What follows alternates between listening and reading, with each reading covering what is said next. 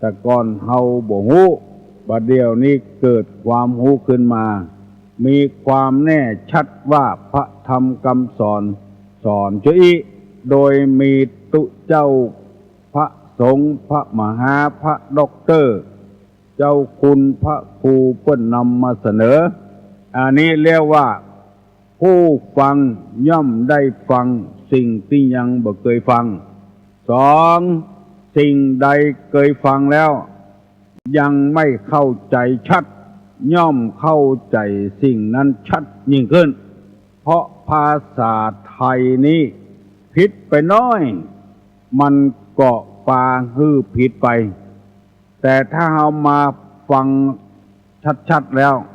เราจะรู้ว่าที่เราบ่เข้าใจชัดย่อมเข้าใจสิ่งนั้นชัดขึ้นถูกต้องขึ้นบางเตื้อคนเฮาเสียงออกทางปากก็มีเสียงออกทางนาสิกคือหูดังก็มีอย่างสัมมาสัมพุทโธบางคนเพิ่นเอาออกหูดังอะระหังสัมมาสัมพุทโธเนี่ยภควาสัมมาสัมพุทโธเป็นสัมพุทโธไปแห่อย่างโฆษกสถานีวิทย์ได้โทรทัศน์ฟังทีมันอู้เลข8นี่มันเป็นเลขปาดเลข8เป็นเลขปาด2,540 ปาดเนี่ยมันออกมุดังบุกมีบางบ้านเลข5ก็เป็นเลขแห่ไปเหียเพิ่นว่าหาว่านะบางบ้านก็ออกเป็นแห่แว่นะเนี่ยแห่แว่หมู่นี้เป็นต้นเขาบ่เข้าใจชัดไอ้ยังเป็นแห่แว่ฟังแล้วเป็นว่าหาว่าหมู่นี้เป็นต้นผู้ฟังที่ยังไม่เคยฟังไม่เข้าใจชัดย่อมเข้าใจสิ่งนั้นชัดข้อที่3บรรเทาความสงสัยที่เอาสงสัยมาก่อนว่าอันนั้นเป็นจะได้หาปิกมาถามแถมได้ยินเปิ้นเต้แถมเข้าใจแล้วบรรเทาความสงสัยแต่ก่อนเขาได้ยินไปแถมยังบัดเดี๋ยวนี้ความจริงมันเป็นไปแถมยังความแท้มันเป็นไปแถมยังแล้วก็ทำความหันให้ถูกแต่ก่อนเขาเข้าใจผิดที่เปิ้นว่าฟังกรรมทำกินพริกดำกับข้าวฟังกรรมขี้เหล้ากินจีนลาบถึงวันแต่มาฟังตุเจ้าเปิ้นเทศนี่บ่ใช่บ่ได้สอนให้กินพริกดำอยากกินหยังก็กินได้บ่ใช่อย่างกรรมเขาว่าอันนี้เรียกว่ากระตุ้นบรรเทาความสงสัยให้หายสงสัยข้อสุดท้ายเรียกว่าทำความหันให้ถูกให้แม่นให้ถูกต้องดังทำมหาวิบากทำอะไรโพดอย่างนู้นเนี่ยคนบอกเข้าใจก็คิดไปทำยังมีตะกอนมีคนอยู่ต่ำในเวียงเนี่ยบัดเดี๋ยวนี้ถ้าจะตายละเขียนหนังสือไว้เมินว่าทำมูลนิพพานเนี่ยสอนคนให้ผิดเพียงแต่เอาทำไปตาลเนี่ยคือพ่อคือแม่ของนางกับนางอีขึ้นสวรรค์ได้อันนี้คือเข้าใจผิดจิตบ่ผ่องใสความจริงเพิ่นว่าสองผัวเมียพ่อแม่แห่งเจ้านะบ่รักษาศีลผัวผิดศีลบ่ปฏิบัติธรรมผัวผิดธรรมสร้างแต่บาปแต่กรรมมีเข้าของเงินคำนักหนาป้านบ่สามารถขึ้นตัวขึ้นสวรรค์ได้ตายแล้วไปเป็นผีดิบอยู่ในประจาบ่มีเสื้อผ้าอาภรณ์ปกตัวเพราะว่าสองเขือนั้นเคยทำบาปทำกรรมเพิ่นสอนจะอีก่อนแล้วคนที่เขียนหนังสือวิจารณ์ธรรมมหามุลนิพพานก็เลยขุ่นมัวว่าเป็นธรรมโกหกแต่งเอามาเพื่อจะเทศเอาสตางค์เข้าใส่กระเป๋าหมูเนี้ยคือความหันบ่ถูกต้องเวลานี้พอเข้าใจขึ้นมาแล้วเป็นกุศโลบาย ของคนที่บ่กินบ่ทานพ่อแม่ตายไปแล้วกลัวตกได้ยากหัดลูกสาวทำบุญทำทาน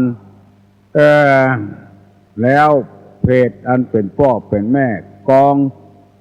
ยังบริตานเตื้อโดยอานิสงส์ธรรมมูลนิพพานนั้นปาเศรษฐีเป็นพ่อเป็นแม่เป็นพีดิบอยู่ในปัจจา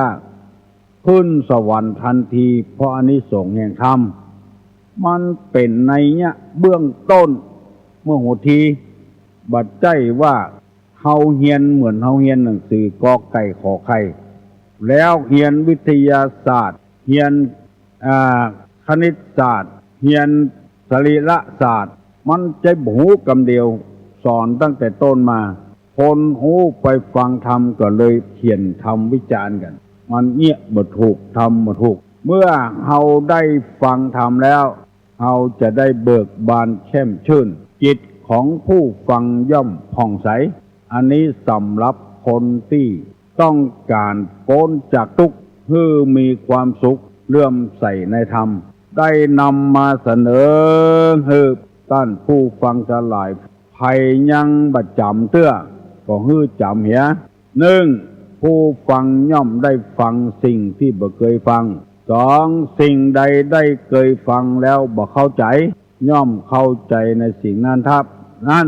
บรรเทาความสงสัยเสียได้ทำความเห็นทำความหันให้ถูกต้องและจิตใจของผู้ฟังย่อมผ่องใสอันนี้สงส์ของการฟังธรรมได้นำเอาเรื่องราวต่างๆมาเสนอท่านผู้ฟังทั้งหลายแล้ววันนี้จะเอาเรื่องทุก10ประการมาเสนอให้พี่น้องทั้งหลายว่าคนเฮาเนี่ยบัดท่าอดโอยบัดท่าคางบัดท่าเดือดมันตึงบ่พ้นจากความทุกข์ไปได้เกิดมาออกท้องแม่มาก็ให้แล้วให้เพราะอะไรอย่างให้เพราะจะมีความทุกข์จะต้องประกอบด้วยความทุกข์มีอย่างพ้อง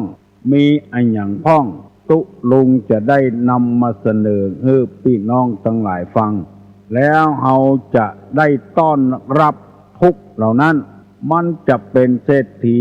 คนทุกข์คนยากเป็นหัวหน้าคนเป็นลูกน้องคนเป็นพ่อคนแม่คนเป็นลูกของคนเป็นครูบาอาจารย์ของคนเป็นนักศึกษาของคนมันตึงบ่พ้นจากความทุกข์นี้ไปได้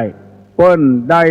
แต่งไว้เขียนไว้ตุลุงจะนำมาเสนอให้พี่น้องทั้งหลายฟังถ้าเฮาฟังแล้วมีความเข้าใจแล้วเฮาจะบ่บ่น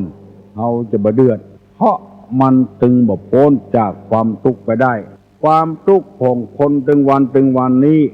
มีอยู่10ประการด้วยกันถ้าจดได้ก็จดเอาเหียถ้าจดบ่ได้ก็ฟังให้เกิดความรู้ก็ได้ฟังไปเถอะวันหนึ่งสภาวะทุกข์อันนี้คือทุกข์ประจำสังขารทุกข์เพราะเกิดทุกข์เพราะเฒ่าทุกข์เพราะตายสองปกิณกทุกข์อันนี้ก็ทุกข์จรมาทุกข์เพราะความโศกเศร้า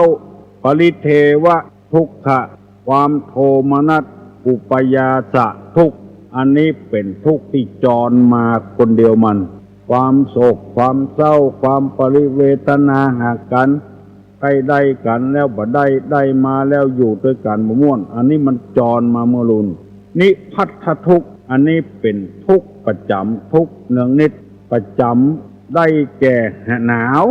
ก็เดือดก็ทุกข์ร้อนก็ทุกข์หิวก็ทุกข์กระหายก็ทุกข์ไข้ขี้ไข้เยี่ยวอันนี้ก็เป็นทุกข์ประจำตัวของคนเรียกว่าทุกข์เนืองนิดพยาธิทุกข์เพราะเวทนาต่างๆตามสมมุติฐานมีอวัยวะอันเป็นเจ้าการนำหน้าโดยปกติคือทุกข์เพราะเวทนาพยาธิมาเบียดเบียนมีเขี้ยวเจ็บเขี้ยวมีปากเจ็บปากมีหูดังเจ็บหูดังมีตาเจ็บตาแล้วก็ข้อที่5สันตาปทุกข์ทุกข์เพราะความร้อนรุ่มคือหรือทุกข์ร้อนได้แก่ความกระวนกระวายใจเพราะถูกกิเลส ราคะโทสะโมหะมาเผาข้อที่6วิปากทุกข์ทุกข์เพราะผลแห่งกรรมได้แก่วิปฏิสารคือความเดือดร้อนการเสวยอารมณ์ถูกลงอาญาความชิบหายซื้อหวยบ่ถูกความตกยากและตกอบายข้อที่7ว่าสหคตทุกข์ทุกข์ไปด้วยกันคือทุกข์กรรมกับกันได้แก่ทุกข์เนื่องมาจากวิบากผลที่ทำไว้ข้อที่8อาหาปริยะปริเยทิทุกข์ทุกข์ในการทำมาหากินได้แก่อาชีวทุกข์ทุกข์ในการหาเลี้ยงชีวิตข้อที่9วิวาทะมูลกทุกข์ทุกข์เพราะวิวาทเป็นมูลเหตุได้แก่ความบกพร่องใจความกลัวแพ้หัวก้านวันวิตกอันเนื่องมาจากทะเลาะกันก็ดีสู้คดีก็ดีรบกันก็ดีข้อที่10เรียกว่าทุกขขันธ์ทุกรวมยอดหมายเอาสังขารที่รวมอยู่เป็นเบญจที่มาอันนี้เปิ้นฮ้องกันว่าทุกข์ของคนเฮานี่มันถึงบ่พ้นไปได้แล้วตุลุงจะขอเมตตาเวลากับท่านผู้ฟังทั้งหลายอธิบายไปเป็นข้อเป็นข้อมันตึงบ่พ้นสักคนดังที่ตุลุงนำมาเสนอกันนี่10ข้อจะได้อธิบายเป็นอย่างเมื่อเฮาโหเชื้ออีแล้วเฮาบ่ต้องบ่นเฮาบ่ต้องเดือดมันเชื้อใดจะใดมันก็ตึงบ่พ้นไปได้ยอมมันเหียเมื่อเฮายอมมันเหียแล้วมันก็หมดทางฝ่ายใดฝ่ายหนึ่งบ่มีการรบราฆ่าฟันกันถึงวันนี้ที่มันเดือดร้อนก็เพราะว่าเฮาพบกับความทุกข์แล้วก็เดือดร้อนกันนั่นเองพี่น้องทั้งหลายจะหันว่าบ้านของเฮานั้นที่ปูแป้นน่ะปูกระดานน่ะที่มันบ่ใช่ไม้สักไม้อย่างอื่นไม้เหียงไม้ตึงนี่เด้อเอามาแปะแป้นปูนะพอถึงยามหนาวยามร้อนมาฝนตกแป้นนั้นมันจะขยายออกมันจะย้ายออกใกล้ออกพอมันมาโจรกันแล้วมันจะโกคงยงแวะตัวเหนือก็ใกล้มาตัวใต้ก็ใกล้มามันจะโกคงยงไว้เอาผ้าเอาสาดเข้าปูมันก็ยังโกอยู่นั่งก็บ่ม่วนนอนก็บ่ม่วนพอหน้าแล้งมันแห้งไปมันก็ขยายมันก็ตึงบ่ป้นไปไหนมันเจือเอี้ยถ้าแป้นอันใดอันหนึ่งกระดานอันใดอันหนึ่งมันยอบเหรอมันก็ป้นกันไปอันนี้มันไม่ยอบกันต่างคนต่างใกล้ออกมามันก็ต่ำกันผัวกับเมียก็อย่างเดียวกันผัวก็จะเอาชนะเมียก็จะเอาชนะคานกันอยู่หั่นแล้วโมโหจะย่างกันสักเตื้อเมื่ออันมันก็ตึงบบโป้นจากความทุกข์ตุลุงจะได้อธิบายข้อหนึ่งเหียก่อนว่าทุกข์ประจำสังขารประจำตัวเขานี่นะบ่มีไผพ้นไปได้สักคนทุกข์เพราะเกิดทุกข์เพราะแก่ทุกข์เพราะเป็นพยาธิทุกข์เพราะตายเกิดแก่เจ็บตายเนี่ยเป็นทุกข์เหมือนกันกูคนยามเมื่อน้อยๆแดงแม่นมดแมงตอมไตก็บ่จ้างไล่ครับหนีเป็นทุกข์ถีบ่จ้างปากเป็นทุกข์ยากบ่จ้างการเป็นทุกข์เนานานยามเมื่อเขาด่าและตีลาวีอยู่ใจเฮาน้อยอยู่เฮาบ่ฮู้เรื่องบ่ฮู้ราวหยังแล้วก็โดนบุบโดนตีโดนเคี่ยนอันเนี้ยเป็นทุกข์ประจำเลยลาบปุ่นที่เปิ้นกินกับมากก็คดเอาใส่ปากเอามากินขอโทษเตอะอุจจาระตัวเก่านี่ก็เอามากินเพราะความบ่ฮู้อันนี้ทุกข์เพราะน้อยเหี่ยวใส่ผ้าที่ใส่ผ้าคันตามเนื้อตามตัวยุงมาคบ ก็ตบบ่จ้างหินมาตอมก็ทำอันยังบ่จ้างสักอย่างเป็นทุกข์กระวนกระวายแต่ว่ามันบ่ฮู้สึกตัวความจริงนั้นเป็นทุกข์พ่อแม่เป็นคนฮู้ยิ่งแต่ก่อนมีเหือดตัวแถมเหือดนี่คนไทยว่าตัวเลือดมันกินกับเลือดบ้านเฮาว่าเหือดหัวน้อยเสาะหาหัวปอบหันเปิ้นว่าเข็มมันหัวเหือดหัวมันเสาะหาบ่ปะมันอยู่ตามแคบพัสลีดุกผ้าห่มดุกพัสลีอยู่ตำนะมันอยู่ตำดืบนะการว่าเมื่อวันมันตะกอนในบ้านเฮามันปูฟากบ่ใจเทคอนกรีตเจอบ่เดียวมันอยู่ตามลืบฟากนั่นมันมาคบคนเมื่อคืนบ่ได้รับดีนอนดีเมื่อน้อยๆเหือดครบยุงครบก็บ่ฮู้ช่วยเหลือหยังบ่ได้สักอย่างช่วยเหลือตัวเก่ามีแต่พ่อแต่แม่จะช่วยเหลือก่อนพอใหญ่มาก็เป็นทุกข์ทำแล้วไปศึกษาเล่าเรียนไอ้หยังต่างๆขี้ค้านเป็นขี้ค้านบอกไปก็บ่ได้บางคนก็บ่ไปแต่หนีไปหั่นไปนี่หนีไปเอี่ยวไปแหวงเหียอนาคตก็บ่สดใสแถมแล้วบ่เจริญ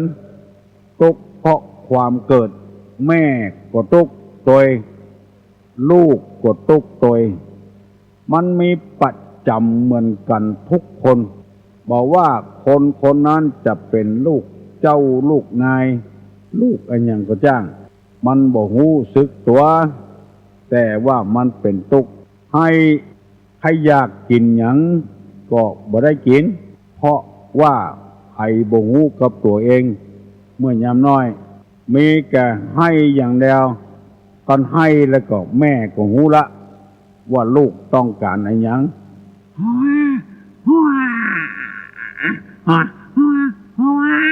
นี่อันเดียวแม่ก็เอานมยัดเข้าใส่ปากแล้วนี่เป็นทุกข์อย่างอีกกูคนเด้อก็ออกแม่ออกบ่มีไผพ้นทุกข์พอเกิดไปได้สักคนเพราะฉะนั้นเราก็ต้องยอมรับมันเลยว่าเกิดมาต้องเป็นอย่างอีกกูคนทุกข์เพราะเกิดพอ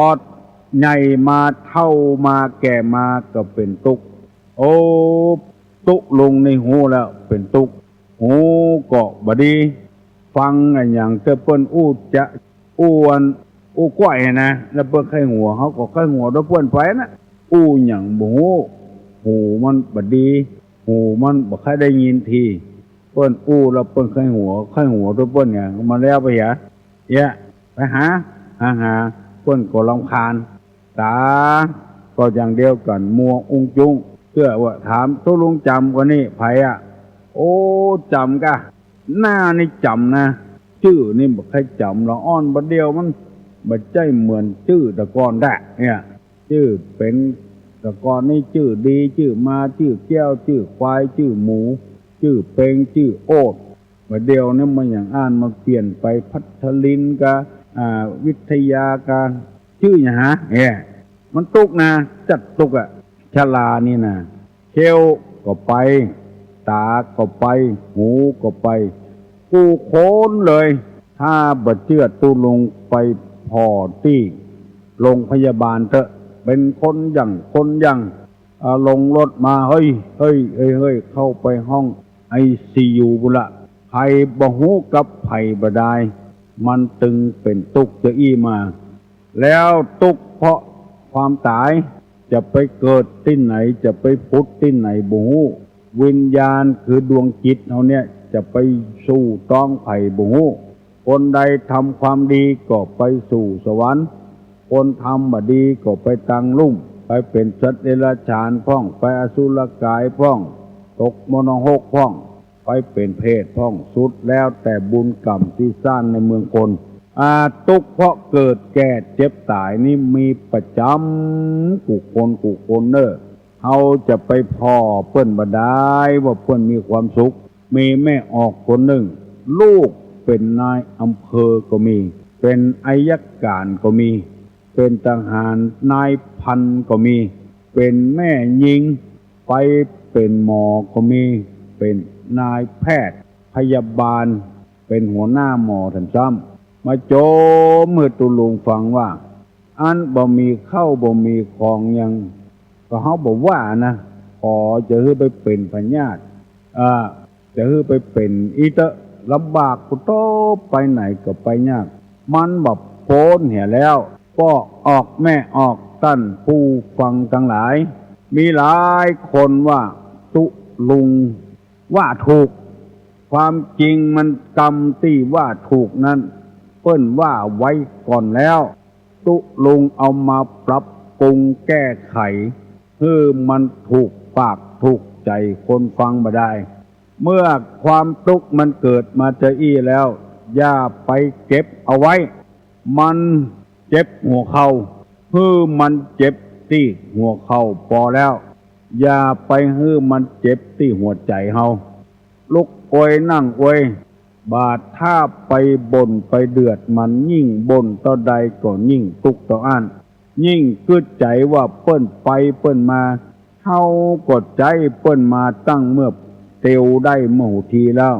มาจนเท่าจนแก่นี่มันเป็นชราโรคชรามาถูกมันก็ย่อมเป็นเชื้ออีกูคนมันเจ็บที่หัวเข่าบนอย่ามาเจ็บที่ใจเฮาถ้าเฮากึดอย่างอี้แล้วเฮาจะหมดจากความทุกข์เหมือนกันกูคนบอกว่าไผสักคนเจ้าฟ้ามหากษัตริย์ก็เข้าโรงพยาบาลปอกจ้านายขายก็เข้าโรงพยาบาลมันเหมือนกันทุกคนเฮาใจมันมาเหมือนแล้วอย่าไปกะวนกะวายกับมันตุกถึง10 ข้อ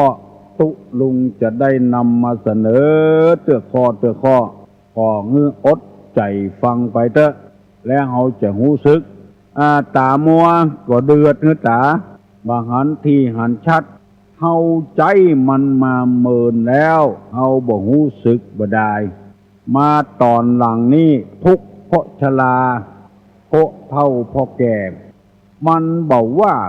คนบอกว่ารถบอกว่าสิ่งสารสัตว์มันทุกข์เหมือนกันกูคนเปิ้นก็เจ็บหัวเข่าเปิ้นก็ตามัวเหมือนเฮาเนี่ยไปพอที่ตึก4 พัดจัน7ปุ่นโอ้ห้องบะเละบะเล่นเต็มมันหมดตาฟางก็มีตามัวก็มีเป็นต้อหินต้อกระจกต้อสะปะสะปืนต้อเนื้อมีหันมดดกหมดเสียงถ้าเฮาไปหั่นเจืออันแล้วเฮาจะปลดทุกข์ของเฮาเมื่อตามัวแล้วใจจะไปให้มันมัวตัวถ้าเฮาเดือดเฮาบ่นอยู่หันมันจ้อยหยังบ่ได้แล้วมีเงินมีคำกี่ล้านกี่แสนกี่โกฏมันก็ช่วยอย่างบ่ได้มีวิธีเดียวนะคือไปหาหมอถ้ายาได้เพิ่นก็จะยาฮื้อถ้ามันแก่ลำไปยาบ่ได้เพิ่นก็ยาบ่ได้เพิ่นก็บ่ยาฮื้ออย่าไปจมไปเดือดเพิ่นยิ่งจมต่อใดยิ่งทุกข์ต่ออันมันตึงมีประจำตัวเหมือนกันกูคู่กูคนเป็นเกลียวนี่เป็นตะคริวนี่บอกว่าเท่าใดบอกว่าไผบ่ใจกล้าเฮาคนเดียวมันจึงเกิดมาเป็นอย่างเอี้ยอันนี้เปิ้นฮ้องว่าสภาวะทุกข์ตามสภาวะของมันหากินเลี้ยงปากเลี้ยงไส้ตึงวันนี่ก็เป็นทุกข์ถ้าเฮาบ่ใครให้มันทุกข์เพราะว่าหากินเฮาก็บ่แยะหยัง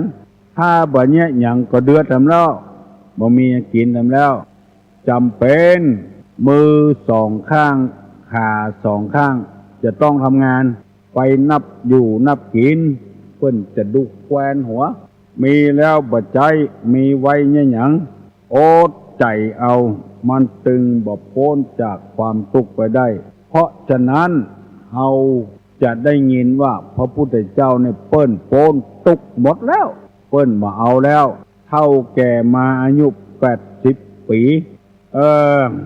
มัจจุมานคือมรณะมาเตือนท่านว่าขอนิมนต์ท่านเข้าสู่นิพพานได้แล้วอนุปสิเสสนิพพาน มีเบญจขันธ์เหลือแล้วแวดไปแวดมาพระพุทธเจ้าก็เลยฮับนิมนต์พญามารว่าเราจะปลงสังขารร่างกายเขาแล้วบ่เอาแล้วตาก็มัวหูก็บ่ได้ยินทีมือติ่นที่เคยโวยเคยเลวเคยรีบเมื่อหนุ่มกำตีละกุยกันบนเวทีบ่ยอมการกันตึงเข่าตึงศอกบ่เดียวเนี้ยบ่ได้แล้วยอมมดยอมพญามารมัจจุมารมารคือมรณะยอมมันเหียรับนิมนต์มันเหียเฮาจะสละล่างนี่ละเนอดวงวิญญาณเฮาจะเข้าสู่นิพพานแล้วพระพุทธเจ้าก็พ้นจากความทุกข์นั้นเลยบ่เกี่ยวข้องอย่างกับสังขารไปถามไผก็เหมือนกันหมดทุกข์เพราะชราทุกข์เพราะความตายบางคนก็ตายดีบางคนก็ตายบ่ดีเปิ้นก็ทุกข์เฮาก็ทุกข์อย่างเดียวกันบาปพ้นไปได้สักคนพ่อออกแม่ออกลูกเต้าหลานเลนพ่อนานพ่อน้อยปู่อุ้ยแม่อุ้ย